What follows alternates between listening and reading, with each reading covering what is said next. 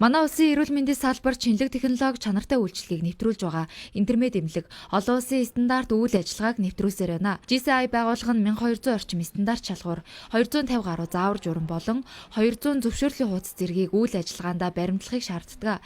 Эдгээр шалгуур стандартад 3 дахь удаага тэнцсэн нь эмнэлгийн чанарыг илтгэх нэг илрэл болж байна. Монголын эмнэлгүүдээс хамгийн анх олон улсын магадлал итгэмжлэлийг авсан анхны эмнэлэг нь бол интермед эмнэлэг. Монгол улсад олон улсын магадлал итгэмжлэл хангасан юм байгууллага байна гэдэг нь өөрөө Монгол улсын хувьд ч гэсэн бас оюуны томоохон хөрөнгө оруулалт баха гэж бодож байна. Энэхүү олон улсын стандартыг хэрэгжүүлснээр манай интермед эмнэлгийн зүгээс үйлчлүүлэгчтэй хүргэж байгаа тусламж үйлчилгээ нь олон улсын стандартын түвшинд чанартай аюулгүй байдлаа гэдгийг баталгаажуулж өгч байгаа. Тэгээ энэ утгаараа манай үйлчлүүлэгчдээд ирээд үйлчлэгээ авахтаа бол санаа зовлтгүй өндөр хөгжилтэй улс орнуудын тэр эмнэлгүүдэд хэрэгжиж байгаа ижил түвшний дарга барилаар тусламж үйлчлэгээ хүргэж байгаа л гэсэн үг.